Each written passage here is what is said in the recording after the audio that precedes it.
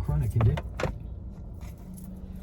Hey guys, excuse my hair, that's next on the list, but I got my eyebrows redone today and I'm recording this on my iPhone, so just in case it cuts off, I'm gonna go over like major stuff with you guys and then the story behind me getting my eyebrows done again.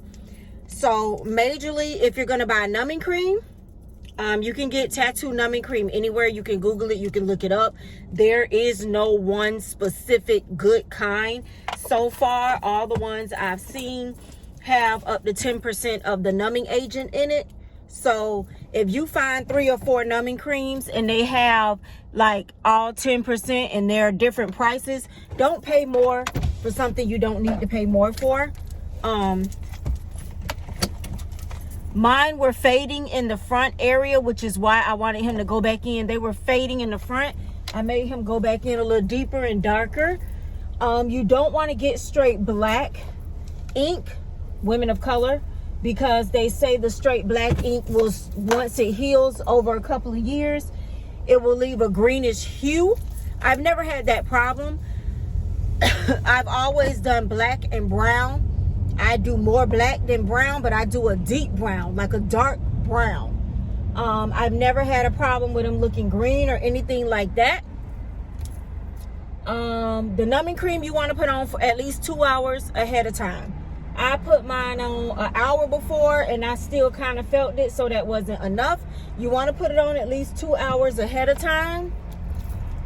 You do have to wrap it, which is kind of hard when you're doing the face. When you're doing any other part of your body, you can kind of wrap it with saran wrap and be okay. But when you're doing the face, it's kind of hard to walk around with saran wrap on your face. So what I did was I had my saran wrap, I had it on there, and I took a bandana, because the objective of the saran wrap is not to get air in. The numbing cream works by being sealed off, and that's why they tell you to wrap it even on the tube. So you don't want to get air in, because that's how it's going to get numb. So I took this bandana and I put this bandana on top of the saran wrap on top of my forehead. So yes, I was walking around with the saran wrap bandana head. Okay, so I had the saran wrap and I had the bandana. I do a very thick coating of the numbing cream. That's just me. I want to be numb. I do a very thick coating of the numbing cream, the saran wrap. And when you're doing another part of your body, it's a lot easier. You can wrap saran wrap and get it tight. But on the face and on the head, it's a little bit difficult. But I was able to get it done. I did feel some of it, not all of it. You will cry or possibly have to sneeze. So there's something up here on you, on everybody. Not a doctor, but there's glands that will make a little tingle in your nose, like the itch to sneeze. Don't sneeze without telling the person that you gotta sneeze. Now, I've never sneezed. I do sometimes feel like I gotta sneeze, and I like do like this to hold my breath. You don't want to move your face too much. It's your eyebrows we're talking about here. But I don't really sneeze, but I cry. Like my eyes just run, they just water, and I cry. And you want to stop crying. Like I want to rub my eyes and I want to stop crying, but I know I can't. I'm really good about being still. I'm really good about letting them do their job, trying not to frown up or move my face that much, which is where the numbing cream comes in at, and is very helpful, because you don't want to be in pain and you're moving your face and moving your eyebrows and stuff like that. I had my mask on, but not my glasses. They do give you a topical numbing agent in there as well. I be pre-prepped before I get there, baby. Can y'all see now that I'm in the sun? I be pre-prepped before I get there. I told him I did not want them to look microbladed. I don't want them to look like little hairs or little lines. I think that's why it faded before, because he was trying to microblade the front, and I wanted it to like be the bomb, like just block front. So that works for me.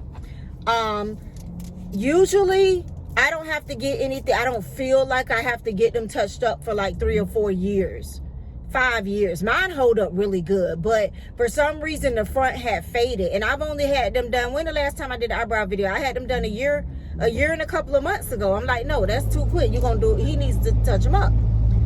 All right, so I think I covered like the major stuff. You want to use Aquaphor Vaseline, or they had a tattoo balm there. I just bought a small tube of it for the healing process. I never really buy their healing tubes, but I did this time to try it out. So back to the story. So this is the guy that canceled on me the last time I had an appointment. So let me tell y'all what I had to do. I booked another appointment. Once again, it did not ask me. There was nowhere where it prompted me to put my card in or put my deposit in. So I said, everywhere I was calling wanted to charge me like $200, $300, like they was doing a fresh brow tattoo. And I don't feel like I should have had to pay that. You don't have to outline me or nothing. Mine is there. It just needed to be touched up. So I'm like, no, he's going to fix his work. So I booked the appointment. It didn't prompt me to pay. I got my daughter's phone and I called him. I said, hello, I just made an appointment and then my appointment is confirmed. I got a text message that my appointment is confirmed, but you're asking for a deposit and it didn't ask me to pay. Y'all remember before that was his problem. Oh, I ain't pay no deposit. He ain't got time, da-da-da-da. So he's like, oh yeah, you got to cash app me. So he texted the cash app to my daughter's phone and I paid it. Okay, so I said, when I see him face to face, we're going to get some customer service straightening. Because y'all, people of color, need to learn how to run a business so we can stay in business. Now, he is Mexican, Latino, something, but he with me, so he need to learn how to run a business. So when I went in there, I asked him, I said, listen, I said, now you done seen me several times. You done a couple of things on me. He did my hearts and my spades over here and stuff like that. I said, the last time you fussing about a deposit, I said, I understand. I understand people waste y'all time. But the way you handled that was not the way to handle that. I said, first of all, when you book an appointment through your app or whatever it is, your website, if you don't care your little, oh, I can't stand male egotistic loud cars. So I said, I get a text saying my appointment is confirmed. I said, what you need to do is that text message need to say, your appointment is confirmed for this date and this time. Please cash app your deposit too. If you cannot get it to do that, then you need to get up every morning, because you don't come in here till 1 o'clock in the afternoon. You need to get up and I was his first appointment. I wanted to be the first appointment in and out. I didn't want to be waiting around behind nobody else. I said, you need to get up in the morning, go through your text messages of your appointments, and text everybody your cash app and say, hey, your appointment is scheduled, your deposit's not paid, here's the cash app. Because you will turn around and just cancel people because they didn't cash app you when it's not clear on your site is allowing people to book without a deposit. Even my hair lady, I had to leave something to even book my appointment. Okay? So he was good. He was very apologetic. He gave me a discount. He was good. But I was like, I didn't appreciate that. I said, because not everybody is here to screw y'all over. I understand hair girls, nail technicians, tattoo people. I understand people are making appointments and they're not keeping them. And that is a waste of your time. And I'm wholeheartedly with you on that 1,000%. However, run your business accordingly. Run it accordingly. If you're going to require a deposit and stuff like that, then do that. I also understand that hair beauticians, not all of them, nail techs, majority of them, tattoo artists, most of them, are cocky. The type of service that they're providing, they're very cocky. And they're like, oh, well. You know, oh, well. Because there's always somebody needing hair, nails, or wanting a tattoo. They was packed when I went in there today. Like other artists and everything, they was packed. So they're very cocky. I'm hungry. Shoot. So, I just wanted to let him know, like, we understand that y'all get taken advantage of, but y'all have to understand that not everybody is in the same category. And not only that, if me and you are communicating several times, me and him communicated several times prior to my last appointment, not one time did you mention, hey, your deposit's not paid yet. Go ahead and, or hey, go ahead and pay your deposit so you're locked in. And then you just get up that morning, the day of my thing, and you know I'm not finna stiff you because I done text you pictures, we done communicated and everything, and you get up and cancel me. So needless to say, We got on one accord. Okay? We good. He said that he added stuff to his app, and he showed me where it's not even an app. He pulled out his phone and he was showing me where now when you go to book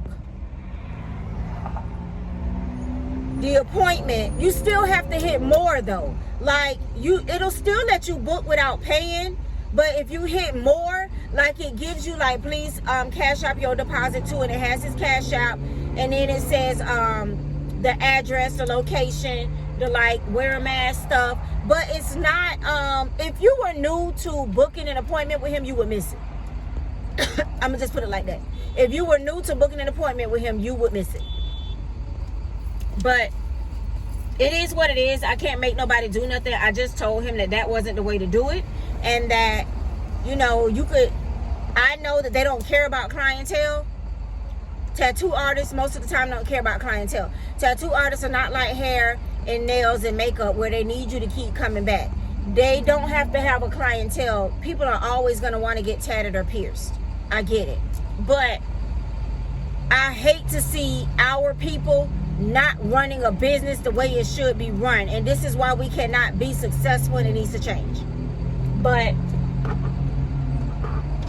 cars, trucks, everything. But I love them. I think he did a great job. He did what I wanted him to do. Went in the front and really colored that in. I should have did a before picture for y'all, but it was really faded in the front. Like it was really, really faded in the front. So I am definitely happy with it. If I missed anything, and then he just went over the rest of it. And then he said that if it fades again when it heals, if I see it like fading away or whatever, to come back, and he'll just do all black. So, you know, like I say, he was real good with me, gave me a discount, did everything the right way, and even offered for me to come back if I see them kind of fading again the way they shouldn't because of the color or whatever. I could come back and he'll just use all black ink and go over with all black ink. So hopefully I touched on everything as far as eyebrows, but if you guys have any other questions, just put them down below. You know I'll respond to your questions. So I am going to go in here and get me something to eat because I'm hungry. And I shouldn't have to get these done over again. This is going to last me about 5 to 6 years. And by that time, I'll see. By that time, at that age, I probably won't even care. So I think that this will probably be the last time that I really have to get them done over or touched up. I feel like it should be. I really do. But we'll see how they fade, how the fading process goes. And if I have to go back to get all black, I will let y'all know.